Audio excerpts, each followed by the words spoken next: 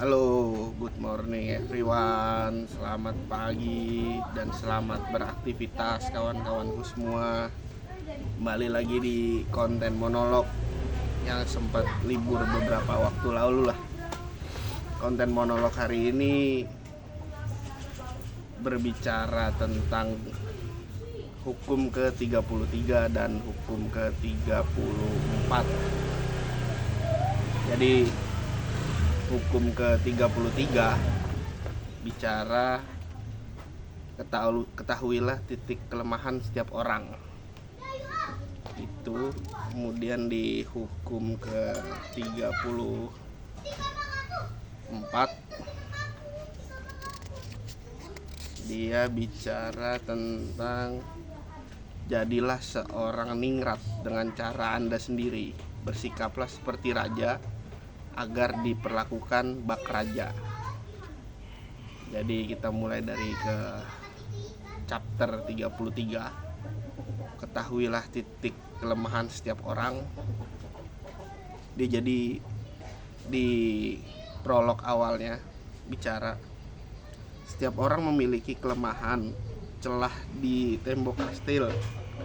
Kelemahan tersebut biasanya berupa rasa tidak aman, emosi, atau kebutuhan yang tidak dapat dikendalikan, dan juga bisa menjadi kesenangan rahasia kecil yang mana setelah ditemukan Anda dapat memanfaatkannya demi keuntungan Anda. Itu di prolog awal. Kemudian ada beberapa tips atau arahan. Di sini ada 1, 2, 3, 4 tips untuk mengendalikan kelemahan lawan. Jadi cerita awalnya itu ada fabel Rusia Ivan Klirov. Dia ini cerita seekor singa, kambing, dan rubah. Jadi di sebuah tempat lah, pegunungan, ada seekor singa yang sedang kelaparan. Dia itu melihat ada kambing gunung yang sedang melompat-lompat tebing lah. Kemudian si kambing ini rupanya cukup gesit, dikejar lah nih sama si singa ini kan. Dikejar sama si singa, ngelewatin bukit-bukit, lompat. Ternyata si singa ini mengalami kebuntuan, kelemahannya dia di sini nih. Cuma yang sialannya lagi ketemu si rubah serigala. Ya, pada intinya dikompor-komporin lah nih sama si serigala singa ini. Kamu ini kan raja hutan dan segala macem, masa memburu seekor kambing begitu aja nggak bisa? Itu harusnya pekerjaan yang mudah bagimu, bukan hal sulit. Dikompor-komporin li sama serigala.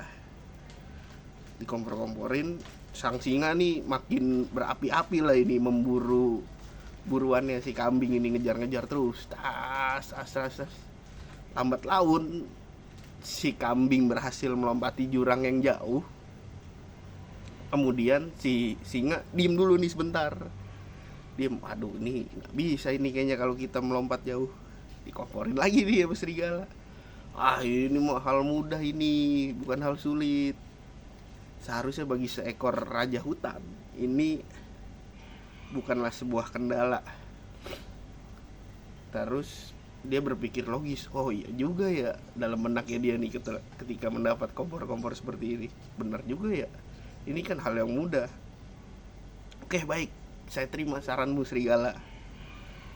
Diterima sarannya. Lambat laun dia coba lah ini jalan-jalan untuk melompati gunung yang dilompati si kambing itu. Bukit jurang gitulah, tepi jurang. Dia lompat lah nih, ternyata nggak sampai, jatuh nih si singa. Jatuh ke tepi jurang dengan kepala duluan menghantam batu keras dan sekarat, mati lah dia. Mati lah nih si singa. Terus datanglah serigala nih, si bajingan ini dia bilang, aduh kenapa kamu gagal dalam melompati tebing curam itu, padahal aku sudah memprediksikannya dari awal bahwa kamu akan mampu melompati tebing curam itu. Dari atas dia bicara, bukannya ditolongin, dikompor-komporin lagi. Ya sudah, aku akan bantu untuk mengambil domba kambing buruanmu. Ditinggal nih, bukannya ditolong. Si serigala kagak balik lagi. Dia malah jalan-jalan kemana nih nyariin kambing. Ternyata oh kambingnya ada di sana. Oke lah, saya muter nih, caranya jalannya muter. Ternyata si serigala ini dapat 2 hasil buruan. Kambingnya dapat dan si singanya mati, dimakan juga sama serigala. Makanya kan, aduh, kacau juga ini.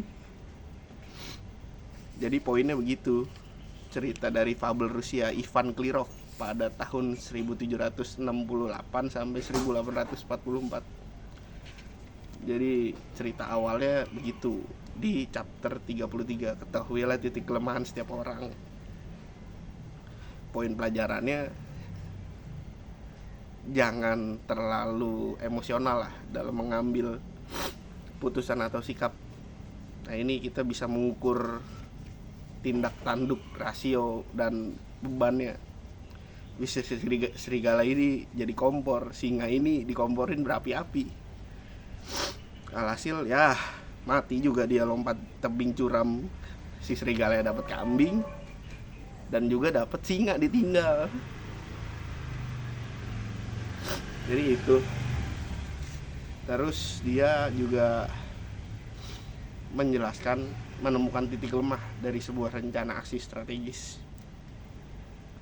Dalam beberapa kasus, orang-orang akan menunjukkan kelemahan secara gamblang dan nyata di depan lawan-lawannya. Padahal lawannya yang lain berusaha menyembunyikannya dari ancaman si musuh-musuh ini. Orang-orang yang menyamarkan seringkali adalah orang-orang yang paling efektif untuk dilukai secara diserang secara membabi buta, karena dia sudah siap dengan baju zirahnya. Dia nggak terang-terangan lah membicarakan kelemahannya. Jadi orang-orang yang agresif ini cenderung dan kerap kali mengemukakan kelemahan secara gamblang di hadapan publik. Jadi jangan seperti itulah pada poinnya. Kalau kita punya kelemahan, diem aja udah, memang kita nggak bisa di sini, jangan diceritakan mana-mana. Dan kedua, perhatikan gestur dan sinyal bawah sadar. Jadi tidak ada manusia yang bisa menyimpan rahasia. Jika bibirnya diam, dia mengoceh dengan ujung jemarinya. Pengkhianatan mengukur dari setiap pori-pori yang keluar dari dalam dirinya. Inilah konsep yang penting dalam mencari kelemahan seseorang. Tangkap melalui gerak tubuh dan kata-kata yang tampak sambil melaluinya. Jika Anda mencurigai seseorang memiliki kelemahan tertentu, selidiki secara tidak langsung. Latih mata Anda untuk mengetahui detailnya. Dia jadi di cerita perhatikan gestur dan sinyal bawah sadar, dia menerangkan ya teman-teman juga perlu observasi lah, melihat kelemahan-kelemahan lawan yang bisa menjadi titik balik atau kilas kawan-kawan untuk mengambil kesempatan untuk meraih kemenangan. Di chapter poin keduanya itu. Kemudian di ketiga, temukan si anak yang tak berdaya. Sebagian besar kelemahan dimulai pada masa kanak-kanak sebelum dari membangun mekanisme pertahanan. Mungkin anak tersebut dimanjakan dalam satu hal, mungkin kebutuhan emosional tertentu tidak dapat terpenuhi, sehingga itu menjadi titik lemahnya ketika dia tantrum atau ngambek lah. Nah sebetulnya itu bisa dimanfaatkan. Jadi kalau gue melihatnya dalam segi-segi parenting lah. Jadi kalau anak tantrum ini jangan diturutin, sebisa mungkin di treatment, gimana dia bisa patuh sama kita nih ketika tantrum. Kalau diturutin tantrum ini, wah makin jadi bos, bahaya banget itu. Jadi kita melihat peluang itulah. Salah satu tanda kelemahannya adalah ketika kelemahan itu disentuh, orang tersebut akan sering bertingkah seperti anak kecil. Maka waspadalah terhadap perilaku apapun yang seharusnya tidak dilakukan orang dewasa. Itu poinnya. Poin ketiga, carilah kontras. Suatu sifat yang terlihat jelas seringkali menyembunyikan kebalikannya. Orang yang suka memukul-mukul dada seringkali ia adalah orang yang pengecut atau kaku dan sering menyukai petualangan sebetulnya orang-orang seperti ini. Dengan menyelidiki lebih dalam melalui dari gestur dan tampilan, Anda akan menemukan kelemahan orang yang menjadi kilas balik lawan Anda. Di poin itu cukup jelas lah. Terus di poin keempat, isilah kekosongan. Dua kekosongan emosional utamanya yang harus diisi adalah rasa tidak aman dan ketidakbahagiaan. Orang yang merasa tidak aman adalah mereka yang tidak menerima validasi sosial apapun. Sedangkan bagi orang yang sangat bahagia adalah sebetulnya orang yang gak bahagia sendiri itu sebetulnya mencari kebahagiaan. Orang yang merasa tidak bahagia ya adalah orang yang sebetulnya tidak bahagia juga. Kemampuan untuk mengisi kekosongan emosional adalah sumber kekuatan besar dan dapat diperpanjang tanpa batas waktu. Ya itulah. Jadi secara segi emosional, orang-orang yang mencari kebahagiaan sebetulnya gak bahagia juga itu. Manfaatkan emosi yang tak terkendali. Emosi yang tidak terkendali dapat berupa kekuatan paranoid, kekuatan yang tidak proporsional, dan situasi atau motif mendasar apapun seperti nafsu, keserakahan, kesombongan, atau kebencian dan juga tamak. Orang yang berada dalam cengkraman emosi ini seringkali tidak dapat mengendalikan dirinya, dan Anda bisa melakukan pengendalian itu menggantikan poin-poin yang tadi kayak memenuhi fantasi lah di chapter sebelumnya itu. Ketika dia serakah, ya udah nggak apa-apa, dia penuh nafsu nggak apa-apa, penuhi aja fantasinya. Ketika dia lemah, kita tahu titik lemahnya adalah di poin itu. Jadi itu untuk di chapter ke 33. Kita masuk ke 34. Jadi 34 ini cerita, jadilah seorang ningrat dengan cara Anda sendiri. Bersikaplah seperti raja agar diperlakukan bak raja. Di prolog awalnya itu bicara dalam jangka panjang orang seringkali melakukan hal-hal vulgar atau biasanya membuat orang lain tidak menghormati Anda. Karena seorang raja akan menghormati dirinya sendiri dan menginspirasi sentimen yang sama pada orang lain. Bersikap anggun dan percaya diri adalah kekuatan penuh, powerful lah. Anda membuat diri Anda tampak ditakdirkan untuk memakai mahkota. Jelek euy. Itu prolog awalnya. Kemudian di prolog awal ada dari potongan dari Friedrich Nietzsche pada tahun 1844 sampai 1900. Dari semua penipu ulung ada hal yang patut diingat yang darinya mereka memperoleh kekuasaan. Dalam aksi tipu daya sebenarnya mereka dikuasai oleh kepercayaan diri mereka sendiri. Inilah yang kemudian berbicara secara ajaib dan meyakinkan kepada orang-orang di sekitar Anda. Friedrich Nietzsche. Kemudian ada cerita dari Columbus, Baltasar Gracian. Kita coba ulas dari Columbus dulu.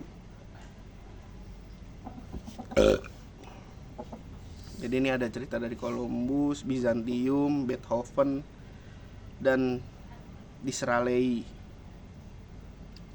Kita tahu bahwa sepanjang sejarah, orang-orang yang berasal dari kalangan yang kurang terpandang, keluarga yang kurang terpandang adalah mulai dari Theodora, dari Bizantium, Columbus, dan Beethoven telah berhasil menjalankan strategi mahkota.